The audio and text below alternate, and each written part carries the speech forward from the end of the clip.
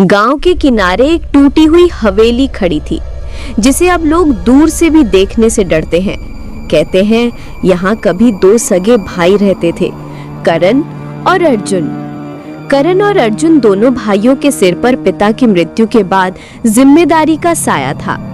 उनके पिताजी जनार्दन देसाई गांव के पुराने जमींदारों में गिने जाते थे। गांव के लोग उनकी बहुत इज्जत करते थे।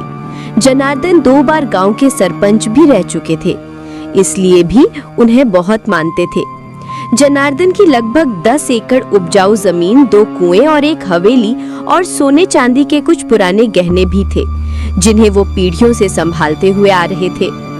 जनार्दन देसाई ने मरने से पहले सब कुछ दोनों बेटों के नाम बराबर बांट दिया था, लेकिन अर्जुन को ये बंटवारा मंजूर नहीं था।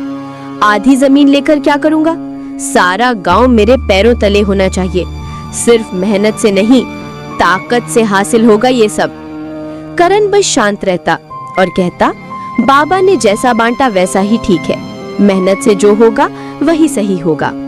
लेकिन अर्जुन के भीतर जलन का बीज उसी दिन बोया गया था। करण बड़ा भाई था, शांत, ईमानदार और मेहनती। खेती करता था और गांव वालों की मदद करता था। अर्जुन को ये सब अच्छा नहीं लगता था। उसे बड़ी बड़ी चीजों का लालच था, पैसा, पावर और ऐशो आराम। ये सब मेहनत बेकार है भैया। असली खेल तो पैसा है, पावर है, और वो हमें ऐसे नहीं मिलेगा। करण बस मुस्कुराता और कहता, जो भी होगा मेहनत से होगा, यही रास्ता सही है। पर ये सीधा रास्ता अर्जुन को काटने लगा था। करण की पत्नी का नाम था सुमेधा, जो एक सीधी सादी धार्मिक प्रवृत्ति की महिला थी। उनके 2 बच्चे थे, एक बेटा और एक बेटी। परिवार छोटा था, लेकिन प्यार और शांति से भरा हुआ। वहीं अर्जुन की पत्नी मंजरी एक तेज तर्रार महिला थी, जिसे शहर के चकाचौंध पसंद थी। उनका कोई बच्चा नहीं था, जिससे दोनों के बीच अक्सर तनाव रहता। जनार्दन देसाई के गुजरने के बाद करण को लोग गांव के उसके पिता की परछाई मानते। करण को लोग ग्राम सभा के फैसलों में बुलाते, मंदिर के काम में आगे रखते और कई बार उसकी राय को अंतिम मानते। अर्जुन को सबसे ज्यादा जलन इस बात की थी कि गांव में लोग उसके बड़े भाई को इज्जत देते थे। करण जैसा सच्चा आदमी अब कहाँ मिलता है? वो नहीं होता तो कई बार गांव बिखर जाता। ये सब सुनकर अर्जुन का खून खौल उठता। हर कोई करण भैया करता रहता है, जैसे मैं कोई हूं ही नहीं।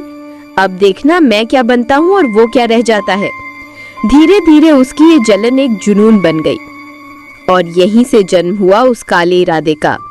उसने ठान लिया करण को रास्ते से हटाना है, ताकि सारी संपत्ति मेरी हो जाए और ये गांव भी मेरी इज्जत करने पर मजबूर हो जाए।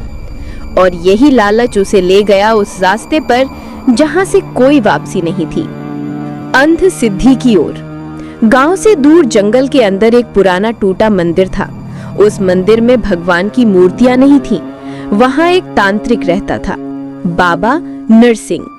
उसकी साधना रहस्यमयी और खतरनाक थी।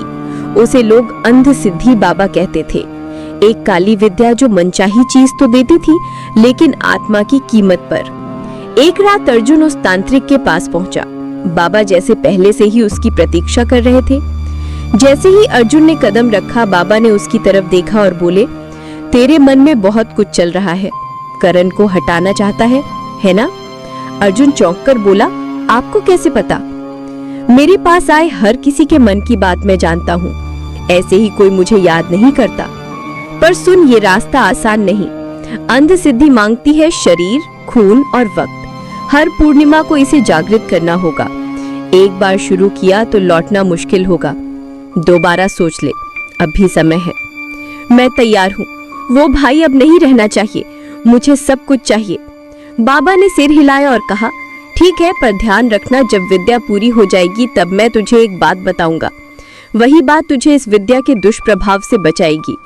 भूल गया तो तू भी इस आग में जल जाएगा। 2 दिन बाद पूर्णिमा की रात है। उस रात मेरे पास आना। अपने साथ करण के बाल, उसके पसीने से भरा रुमाल और उसके खेत की मिट्टी लेकर आना। इन चीजों से ही हम उस पर निशाना साध करेंगे। और ध्यान रहे, तुम्हें यहाँ आता कोई देखे ना। अर्जुन पूर्णिमा की रात चुपके से बाहर निकला और अपनी सारी चीजें लेकर बाबा के ठिकाने पर पहुंच गया।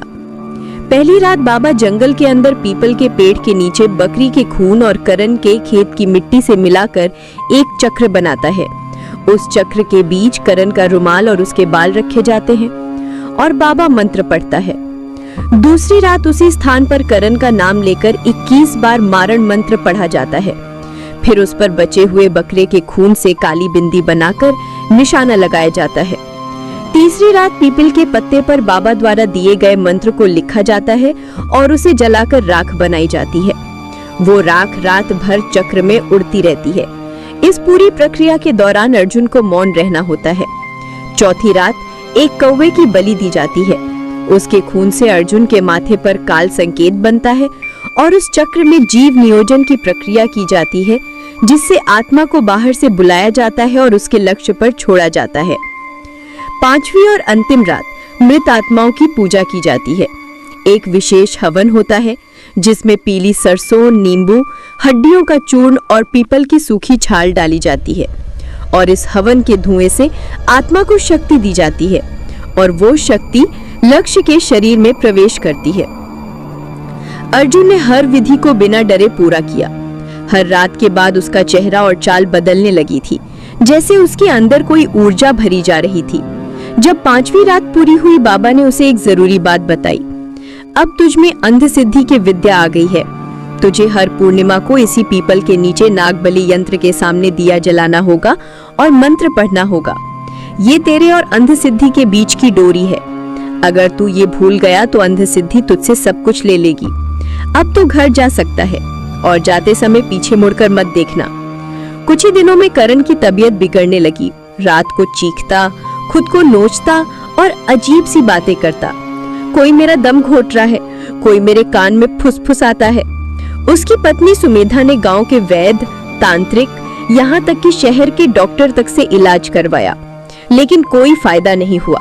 उनको लगा किसी के नजर का असर होगा, लेकिन सच्चाई कुछ और थी। अर्जुन अब देखता और चुपचाप मुस्कुराता। वो जानता था ये असर उसी काली विद्या का है, लेकिन अब उसे इंतजार था करण की मौत का। धीरे धीरे करण बिस्तर पर पड़ गया। चेहरा सूख गया, आंखें गड्ढों में धंस गई, शरीर हड्डियों का ढांचा बन चुका था। एक रात उसने बिना एक शब्द कहे अंतिम सांस ली। वो चला गया। जैसे ही उसकी चिता बुझी, अर्जुन ने तुरंत कागजी कार्रवाई शुरू की। उसने सारी जमीन अपने नाम करवाई, हवेली और गहनों पर कब्जा कर लिया। कर्मचारियों को रिश्वत देकर उनकी मदद से उसने सारी वसीयत बदलवा ली। अब सब कुछ मेरा है और करण का परिवार, वो भी बाहर जाएगा। उसने सुमेधा और उसके बच्चों को हवेली से निकाल दिया। इस घर का मालिक मैं हूँ। तेरा पति अब नहीं रहा, इसलिए तू अपने बच्चों के साथ यहाँ से निकल जा। मंजरी ने एक बार भी विरोध नहीं किया। वो भी अब खुद को रानी समझने लगी थी। अब अर्जुन नई गाड़ी में घूमता, सोने की चेन पहनता और शहरों में मौज करता। वो गांव वालों के सामने भी घमंड से पेश आता। कई बार जानबूझकर ग्राम सभा की बैठकों में जाकर अपनी राय थोपता। छोटे किसानों की जमीन पर दबाव डालता और यहाँ तक कि मंदिर के कार्यक्रमों में पैसे देकर अपनी शान दिखाता। अब इस गांव का असली राजा मैं हूँ। करण जैसा सीधा साधा आदमी सिर्फ लोगों की दया से जीता था। मैं ताकत से राज करूंगा। धीरे धीरे वो अपने ऐश आराम और शराब के मुंह में इतना डूबता गया कि उसे ये भी याद नहीं रहा कि उसे ये सब कैसे मिला था। पूर्णिमा दर पूर्णिमा बीतती गई, लेकिन पीपल के नीचे दिया जलाना और नागबलि यंत्र की पूजा सब छूटता गया। बाबा नरसिंह की चेतावनी अब बस एक भूली हुई बात थी और अंध सिद्धि इंतजार कर रही थी अपने हिस्से के लिए। अंध सिद्धि की पूजा हर पूर्णिमा को करनी थी, लेकिन अब अर्जुन के जीवन में सिर्फ ऐश, घमंड और नशा बचा था। एक रात उसने देखा घर की दीवारों पर अजीब लाल रंग के हाथों के निशान पड़ने लगे, जैसे किसी ने खून से सने हाथ दीवार पर लगाए हों। एक रात अर्जुन ने सपना देखा। धूल से घिरे खेत और बीच में करण की सड़ी हुई लाश पड़ी थी। उसकी आंखें गड्ढों में धसी हुई थी, चेहरा गल चुका था और होठों से काले कीड़े निकल रहे थे। पूजा कदी करूं ना साहिरे अर्जुन। अर्जुन डर के मारे पीछे हटने लगा, लेकिन तभी उसके सामने उसका अपना ही चेहरा पर गल चुकी त्वचा, आंखों से काला खून बहता हुआ और होंठ जो फटे नहीं बल्कि सील दिए गए थे। उसका ही विकृत रूप, जिसे वो सपनों में भी नहीं देखना चाहता था और वो रूप धीरे धीरे मुस्कुराया और बोला, तू आता माझी वेळ झाली आहे। अगले ही पल अर्जुन चीखता हुआ बिस्तर से उठा, पसीने से तरबतर। अगले दिन जब उसने शर्ट उतारी, मंजरी ने देखा उसके शरीर पर जलन शुरू हो गई। पीठ पर नाखून से खरोच के निशान पड़े थे। मंजरी के कहने पर उसने मंदिर के पुजारी को घर बुलाया। उस पुजारी ने कहा, अर्जुन, अमावस की रात पीपल के पास पूजा करनी होगी। आपके घर की स्थिति भी आजकल अजीब लग रही है। पर अर्जुन हंसकर टाल देता है। काला जादू मैंने किया है, उसे मैं ही चला सकता हूँ, किसी पूजा की जरूरत नहीं। अवसर और बढ़ता गया। एक रात 2 बजे उसकी आंख खुली। उसने देखा टेबल पर चाय का जूठा कप और राख पड़ी हुई है और घर में हो रही घटनाओं की वजह से नौकर भी नौकरी छोड़कर भाग गए। और फिर अंधसिद्धि पूरी तरह से जाग उठी। ये अर्जुन के जीवन की सबसे भयानक रात थी। हवेली से अचानक जोर जोर से चीखें सुनाई देने लगी। गर्भवती मंजरी अस्पताल में थी। घर में अर्जुन अकेला था। दरवाजे अपने आप जोर से बंद हो गए। खिड़कियों से हवेली में हवा भर गई और लाइटें भड़कने लगी। अर्जुन जमीन पर गिरा हुआ था। उसका चेहरा डर के मारे पीला पड़ चुका था। वो जोर जोर से चिल्ला रहा था, माफ कर दो करण भैया, माफ कर दो, मुझे माफ कर दो। पर कोई नहीं आया। पूरा घर जैसे किसी अंधेरे भंवर में डूब गया था। और ये सब यहीं तक नहीं रुका। अंधसिद्धि ने अब उसके पूरे घर को निगलना शुरू कर दिया था। अस्पताल में मंजरी को बच्चा हुआ, लेकिन बच्चे के जन्म लेते ही मंजरी को खून की कमी हुई।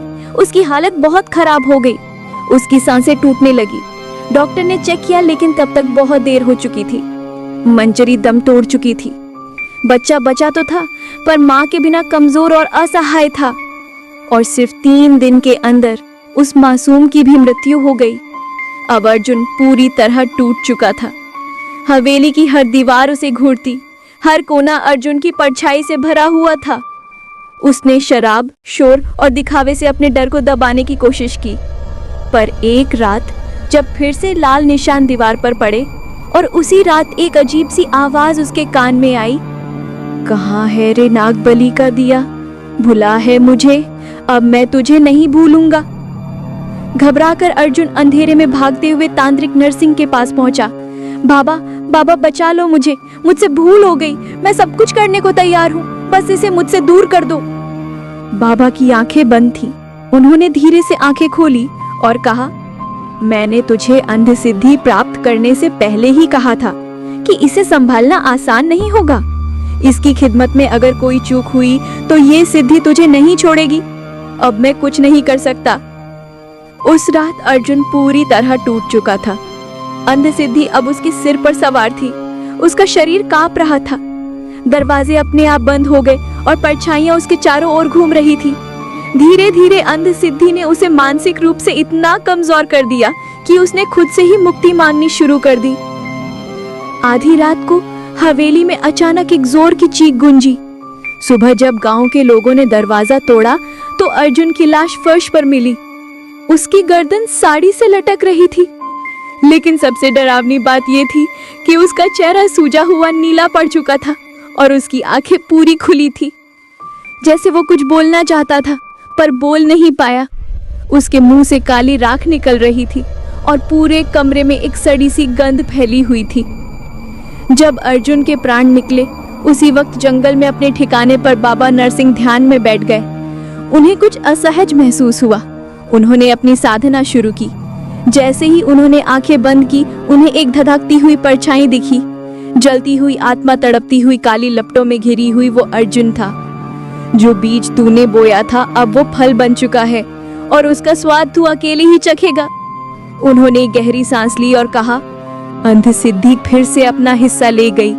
काला जादू शक्ति देता है, पर उस शक्ति की कीमत आत्मा से चुकानी पड़ती है। ये कहानी आपको अच्छी लगी हो तो हमें सब्सक्राइब करें।